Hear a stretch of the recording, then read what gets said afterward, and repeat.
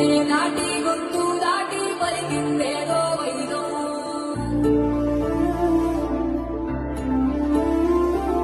మూడు వారిన మనసులోనే పలికిందేదో ప్రాణం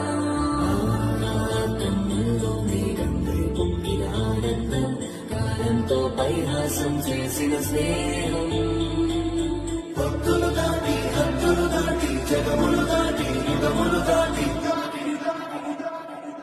చైతన్యం